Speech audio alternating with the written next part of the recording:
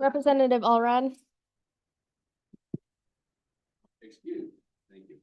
Representative Andrew, Representative Berger, Here. Representative Brown. Here. Representative Claston, Here. Representative Lawley, Here.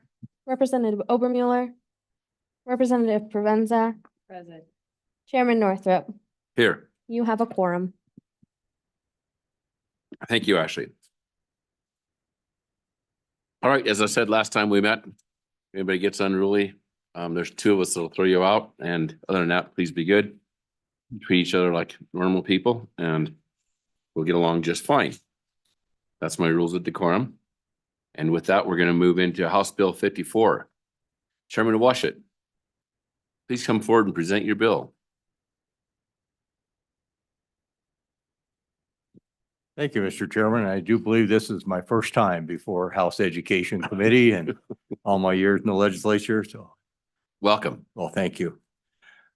Members, Mr. Chairman, I bring you House Bill 54. It's designating the third Tuesday in May as Wyoming Reads Day.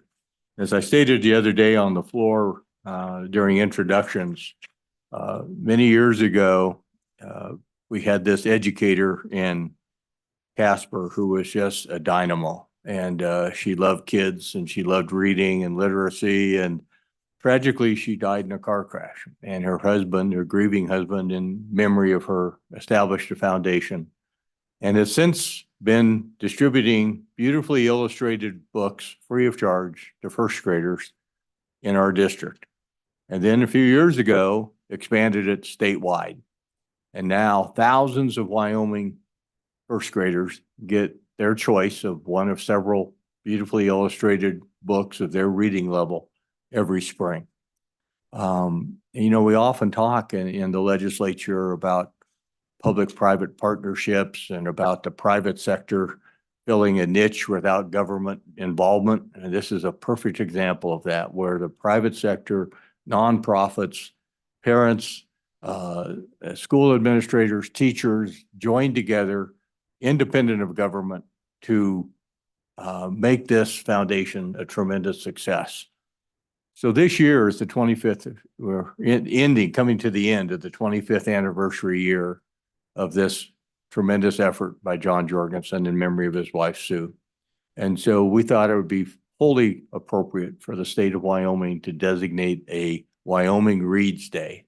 And that's what this bill does. I do have a witness, I believe, waiting on Zoom, who has much more detail. She's been involved with the foundation for quite a while, and she can give you even more of a highlight of what they do. But I would suggest on page 2, line 9, that the committee might want to make a drastic amendment and change shall to may. Rather than dictate to the governor, maybe we should just, I will add that the governor has, for the last several years, issued a proclamation on Wyoming Reads Day. So it wouldn't be anything new for the governor to do so. And with that, I'll stand for questions and encourage you to hear from my witness. Questions for the good chairman? Anybody? I have one. Tell us about the fiscal impact of this bill. Nothing. I This is one of those things where it's a proclamation or a dedication of a day, doesn't create a state holiday. Employees don't get a paid day off. There's no fiscal impact to school districts. They can choose their level of how they wish to honor the day as appropriate according to the language in the bill. Very good. Very good. Thank you. We appreciate it. Any other questions for good chairman? None? Okay, we'll go to public comment. Anybody from public that would like to comment? Well, departments first, yes.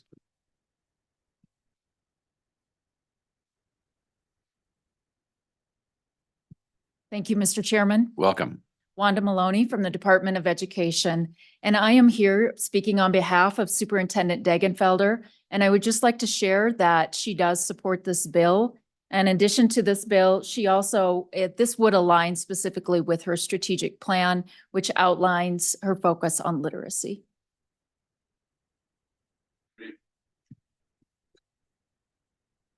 For Wanda?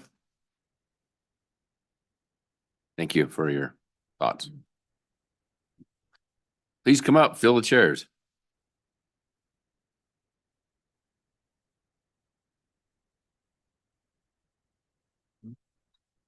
The floor is yours, Tate. Mr. Chairman, members of the committee, Tate Mullen, Government Relations Director for the Wyoming Education Association. We're here to speak in support of this bill. You know, this committee over the past couple of years has worked incredibly hard on K-3 reading and literacy. And I think that not only is this bill a great way to honor Sue Jorgensen and the work of the foundation, but also honor the work that this committee has done. Secondly, I think one of the other opportunities that we have with this bill over the past few years, we've addressed a lot of contentious issues when it comes to education policy. And when it comes to education policy in the state of Wyoming and those contentious issues, it has taken a toll on our educators. They feel that impact, so much so that our presentation with the University of Wyoming regarding teacher retainment and recruitment focused on teachers not feeling supported. I think that this bill is not only a good way to honor the foundation, but also a good way to honor the importance of early childhood literacy, but the work that our teachers all across the state of Wyoming do to further early childhood literacy. So with that, I'll stand for any questions. Questions for Mr. Mullen? Good job. Thank you. Mr. Chairman, Boyd Brown, Wyoming School Boards Association.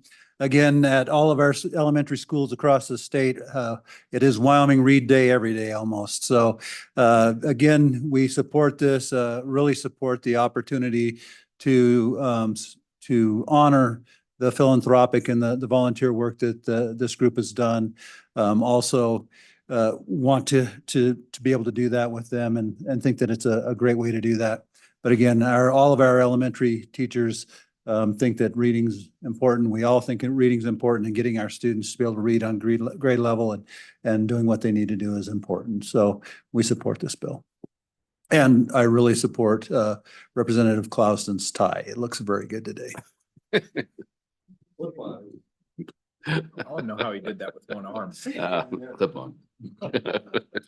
Still, thank you very much for your comments. Anybody else in the public like to comment? Going once, going, there's one Mr. online Chairman, is right. Okay. Can we have the online, please?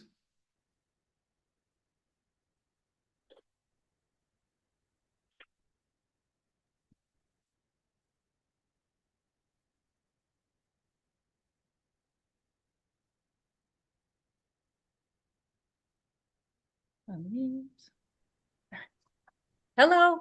Welcome. Well, thank you. Well, I'm Casey Rizlov, and I'm part of the Foundation for Wyoming Reads. I've been on it, about 12 years. And I'm so thankful, all the great things that people are saying about it, because I think it's wonderful too. And especially the cause of, taking something tragic and turning it into something wonderful for all the kids in the state, since that was Sue's main cause. And so I just got a few notes here. So it did start in 1996, and by 1990, and he just did books the first couple of years for Woods Elementary, where she was teaching. And then by 99, it was in Casper. And then after that, by 2006, it has been the whole state. And it's even grown from there. He's had a couple states reach out to John Jorgensen, Minnesota and Oregon, and he has flown out to both states to implement this program because they want to do the same great thing. So I know our foundation is honored that you guys think it's that great. And I do think it also uplifts the teachers too. I really liked that take. So thank you for taking the time for this bill. Thank you, Casey, and thank you for, I'm just going to say Chairman Washut for bringing it to us. We think it's a great idea that Wyoming have a read day. We do emphasize educational reading quite a bit in 1 through 3, so, or K-3. So thank you. And we're glad other states think it's a good idea. Yes. Anybody have any more questions or comments for Casey? All right. Thank you very much. That does conclude public comment. We'll close public comment.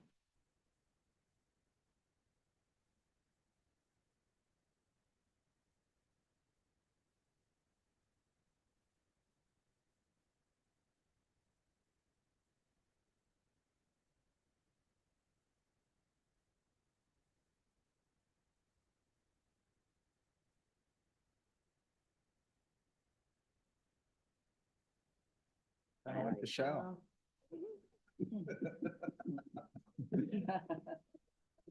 Representative Lawley, go ahead. Thank you, Mr. Chairman. I do think that to put may is correct, and I appreciate the bringer of the bill suggesting that. And I mean, it's something really he's already doing, but I don't think we need a shall, my friends. I don't think we do. But anyway, I suggest that we, on line 9, substitute the word shall for the word may. Second. All right, moved and seconded, moved by Lawley, seconded by Obermiller to insert the word may on line 9, page 2 for the word shall. Any discussion? None appearing, will proceed to vote. All those in favor signify by saying aye.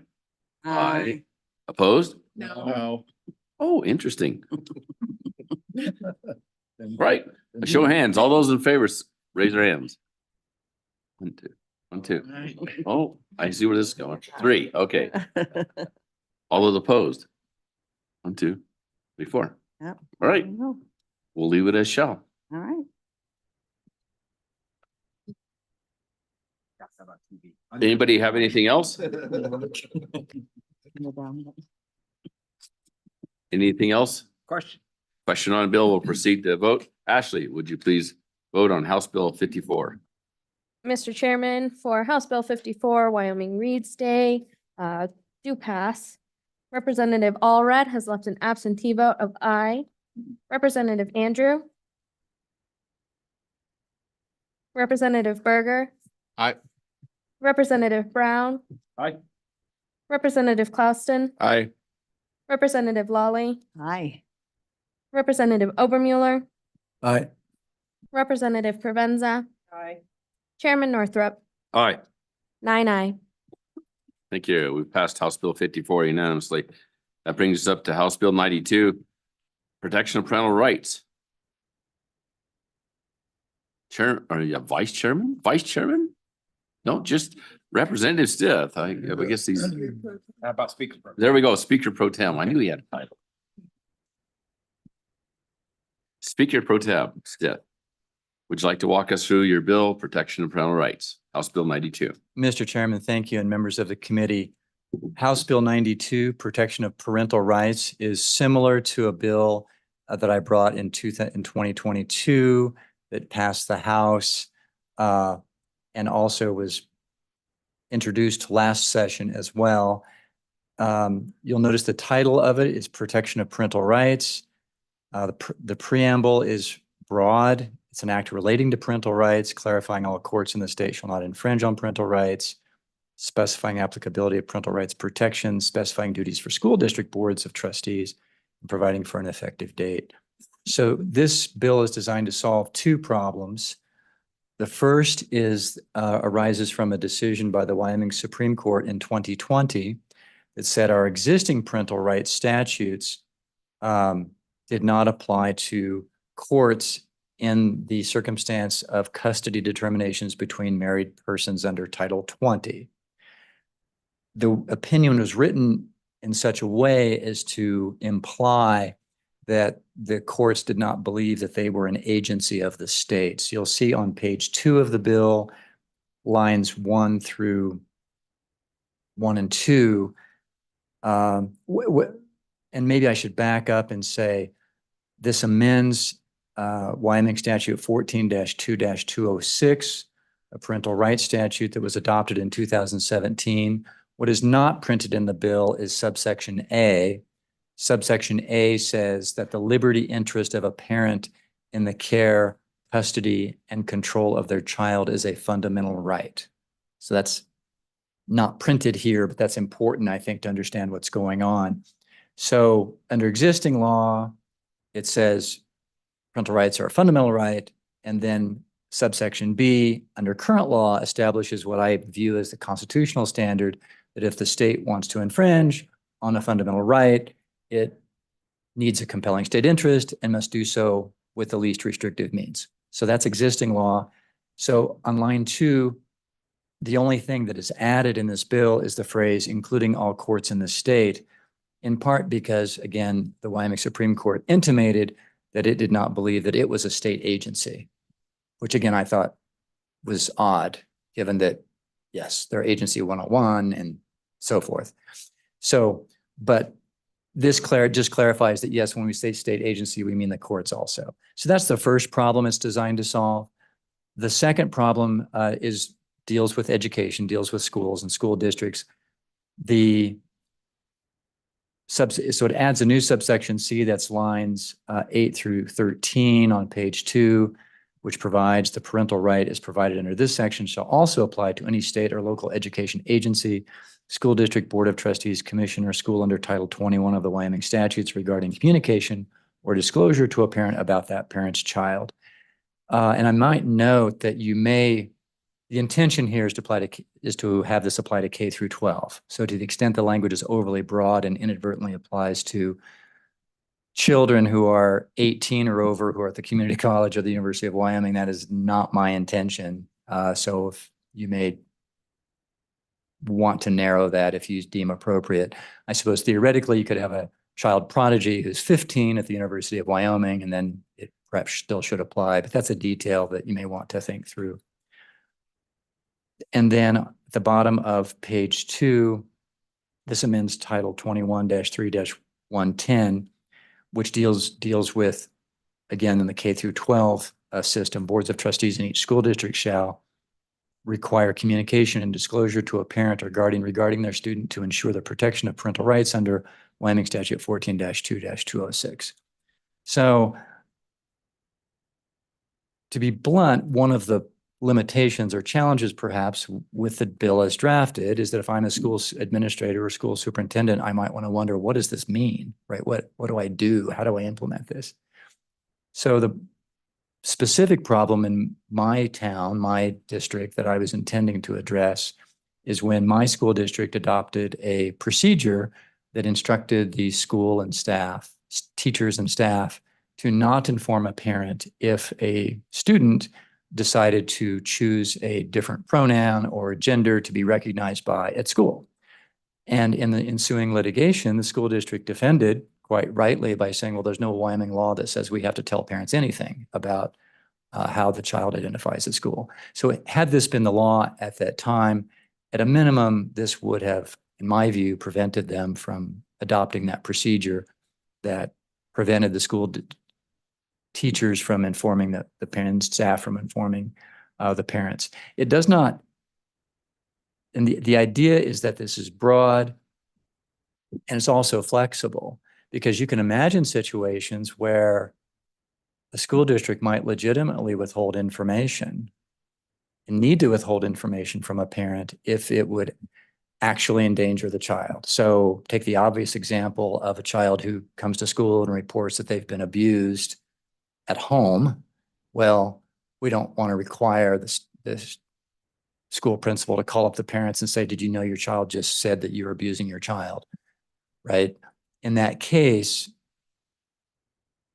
in my view, the school district has a compelling state interest in the welfare of the child, and in that case would have, in a least restrictive way, would be withholding the information in that limited circumstance. So that's the two problems that it's designed to solve. It's something to think through carefully. Again, the preamble here is worded very broadly. I've no pride of authorship here. If you want to think about this for a while and amend it as you see fit, that's certainly fine by me. So, do you have any questions for me? Thank you. Representative Lawley, go ahead. Thank you, Mr. Chairman. Representative Stiff, thank you for this bill. I do think it fills in a gap. If we have a law that already talks about parental rights, missing education, it needs to be in there, included. And that's what you've done here to a large degree, and especially with the Supreme Court decision questioning about who it applies to. And I know adding the courts may be controversial for some, but I understand why you've done it. But a couple of questions. We worked in the interim on another bill, and I think it fills in some detail. Is it your view that both of these could be important, that having several approaches to this can be helpful? And if so, why? Mr. Chairman, Representative Lawley, I really appreciate the work that this committee did in the interim, and I believe it's Senate File 9 that's pending in the other body now. I think that bill represents also a really good solution. As you can see, this is drafted on the one hand, it's broader, of course.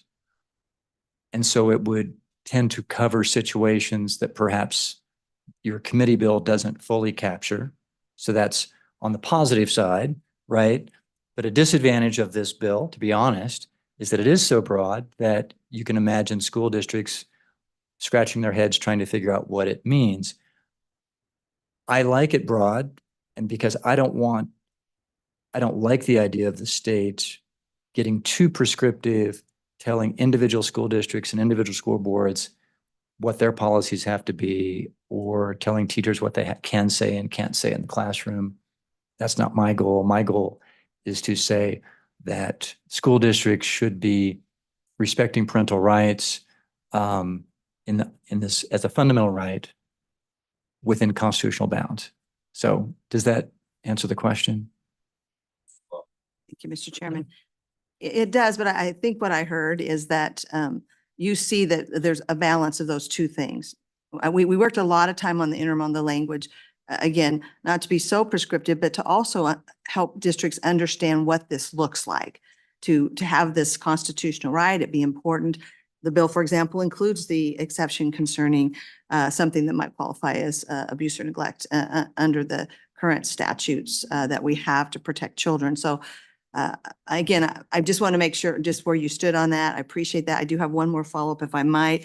You mentioned the K through 12, but there are some districts who have limited preschool programming.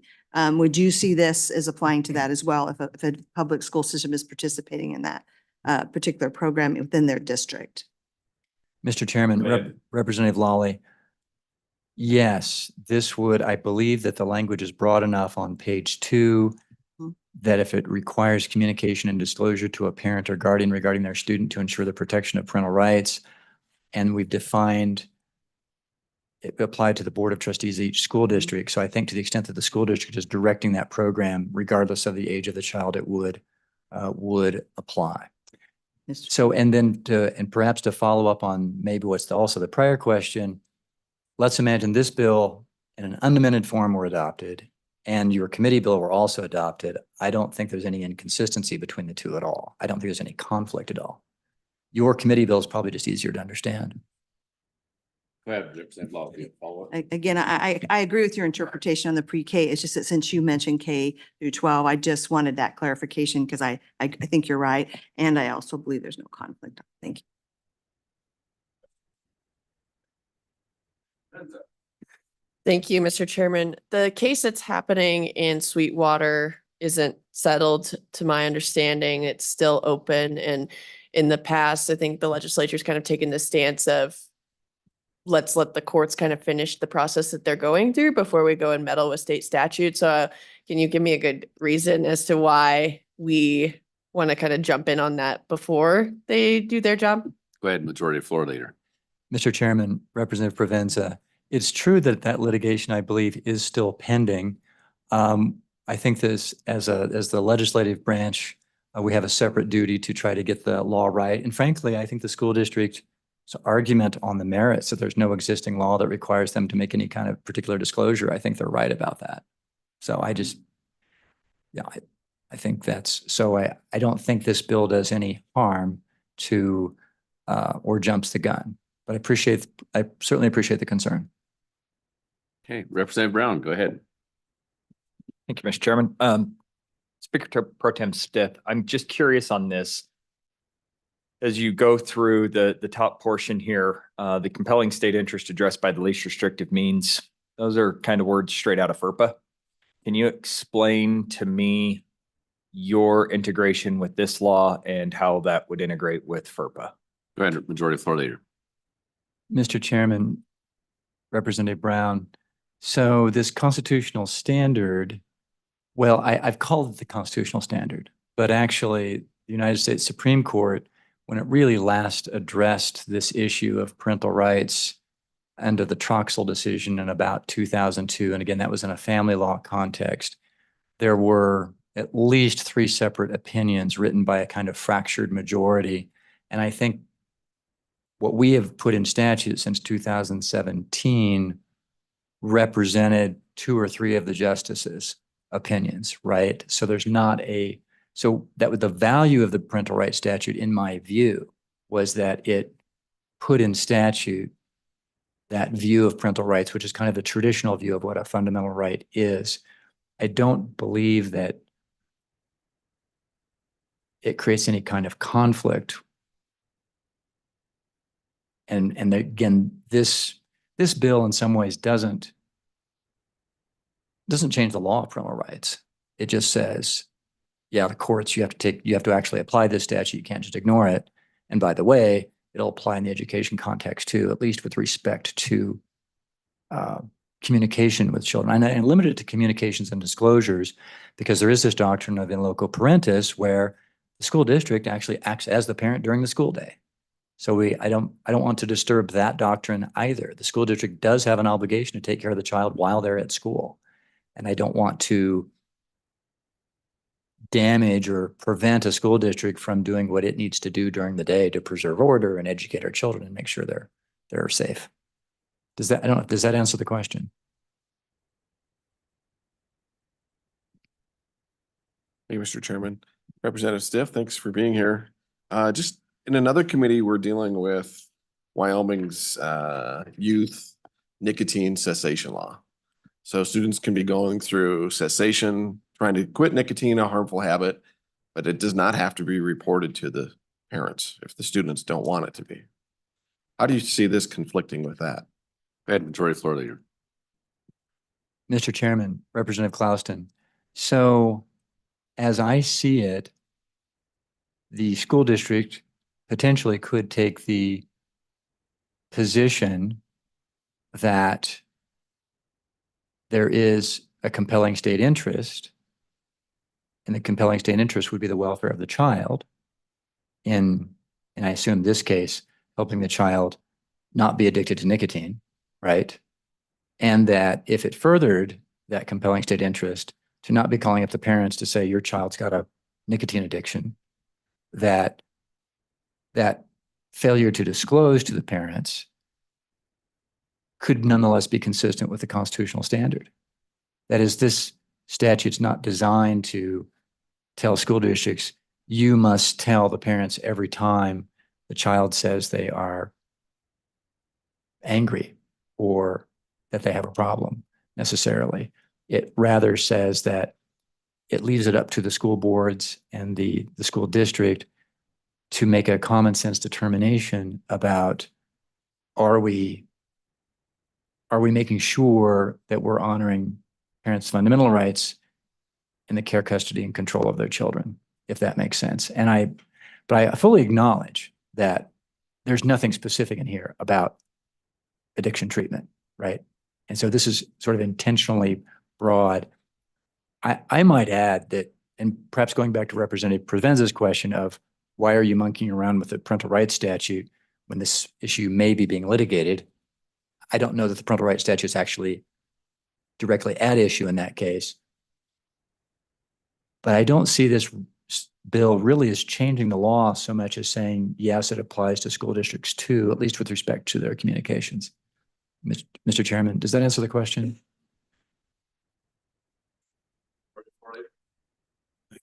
Speaker Pro Tem. Speaker Pro Tem, sorry. Gosh, I forgot. Cannot keep up. Kind of. You gave him. Yeah, I promoted him. Okay, anybody else have any questions? Thank you. We'll take public comment. First, the department. Nothing from the department. They're shaking their heads. Anybody else from the public like to comment on this bill, which is House Bill 92? Please state your name and then continue on, and welcome. Thank you, Chairman. Thank you, other representatives. It's an honor to speak before you again. I will continue to speak. I appreciate the work that you guys are doing on this bill. Name? Oh, my name is Patricia McCoy. Sorry. I've been a resident of Laramie County since 2007. So I I've had 4 children raised in the district here in Cheyenne since that time. 3 of them have graduated from one of our high schools. The other is still there. I would love to tell you that common sense practices are absolutely happening in our schools, but they are not, which is why we have to have these conversations with you guys. I can tell you for a fact that my rights as a parent have been violated multiple times since 2019. I have gone to the district and I've had doors closed in my face with all of my complaints. It's not just a matter of communication to me as a mother, which is severely lacking in our schools. I fully support this bill. I support the amendments that you guys have added to clarify that it does apply to the courts and it does apply for the school, because I feel it's extremely important. Because right now it feels like the parents are screaming and nobody's listening. It's very frustrating to feel like you're beating your head against the wall and nobody cares. My daughter was given a binder behind our back for almost a year by one of her teachers. That's a violation of my right as her parent. I should have been notified that she was being given that equipment, because that is a medical altering thing that was given to her. It can stunt her growth. It's been proven. Was I told? No. It took me a month and a half this year alone at the beginning of the school year just to get my son's curriculum for his first set of classes. Why should it take me a month and a half of emails and phone calls and emails and phone calls to not get a response until I show up at the school throwing a tantrum? I can't review his curriculum if I don't have access to it. Yes, the district will tell you, oh, it's all online. It's right there, just click the button. No, it is not, especially at the high school level. There are several things lacking in that communication. My son last year had a counselor that was assigned to him without my knowledge for almost the entire year, while his opt-out form clearly states, first and foremost, no one's to speak to him without my prior knowledge and authorization. For this reason, that counselor spoke to my son 6 times before I was notified, and I was only notified because my son handed me his counselor pass in the hallway, and I asked him, what'd you speak to Miss Simpson about today? Oh, I didn't talk to her. I talked to my counselor. Well, that's odd, because I was told she was your counselor. I've told you to speak to her all year. Oh yeah, I go talk to her when you tell me to, but my counselor calls me out of class. Great. What did you talk about all those 6 times? No one could tell me. I don't know what he spoke to my son about. Was it education related? Was it in regards to his mental health? Was he talking to him about his grades? Because I sure as heck was. But they weren't talking to me. My son was 14 years old when this was happening. Now he's 15, and guess what? I was told she would be his counselor again. Guess what happened? He had a different counselor this year as well. And I was not notified until after that counselor had already spoken to him 4 times, and I was not given any notification of what they discussed. It has since been corrected because I made a big tantrum in the school about it. I should not have to do that to get communication from my son. I will tell you, we have fantastic teachers in our district. We do. I know some of them personally, and I love them to death. I wish they could all teach my son. I do. But there are some teachers that are pushing things in their classrooms that are beyond inappropriate, and you don't have any knowledge of that. I've seen it. I've seen it bragged about on social media by these teachers. I've given that to the district repeatedly. Guess how many responses I received? 0. No one wants to discuss it with me. Why? Why do we have teachers pushing things that are not to be taught in our schools and nobody wants to talk about it? As my children's mother, it is my right to have full access and communication with his teachers in regards to his health, his grades, and his curriculum. I can tell you exactly how my son is doing in his classes and where his grades fall. He tests below reading level in every standardized test you guys give him. He tests below grade level in every standardized math test that you give him. Every single one. But he's not given any additional help to improve those skills. Oh, he's told to go to advisement for 45 minutes and they'll hand him the work that he may or may not be behind on, and that's how they fix it. That's not acceptable to me. I spend a lot of time at my son's school fighting for him, and I've done it since I became a mother there in 2014 with my oldest son. Patricia, we sure appreciate your thoughts. I'm glad that this bill will help you get some more traction. I appreciate your work. Thank you. Thank you. Anybody else like to comment? Anybody else? Going once, nobody online? Going twice? All right, we'll close public comment. What's the pleasure on the bill? Moved by Brown, seconded by Holly. Please, have any amendments or anything you'd like to talk about on the bill? Need all. Page 1. Page 2. Any comments anybody like to make on it?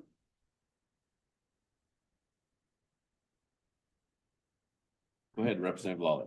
Well, I think for me, it's important to say that some of the work we did in the interim is important too. This, I don't see this as a substitute. I see it as a both and that this, if we have a parental rights statute in Wyoming, education needs to be clearly listed in that statute. The courts need to be included in it. So that's the strength of this.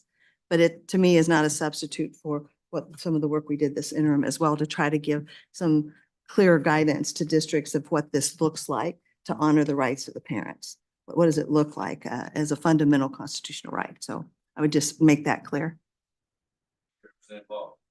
Anybody else have anything you'd like to say? If not, we'll proceed to vote. Hearing no objection. Go ahead. Please, Ashley. Mr. Chairman, on House Bill 92, Protection of Parental Rights, Representative Allred has left an absentee vote of aye. Representative Andrew. Aye. Representative Berger. Aye. Representative Brown. Aye. Representative Clouston. Aye. Representative Lawley. Aye. Representative Obermueller. Aye. Representative Provenza. Nope. Chairman Northrup. Aye. 8 aye, 1 no. Very good. Thank you. Remember, next meeting, we're going to work 166, which is Representative Clouston's bill. That'll be on Monday.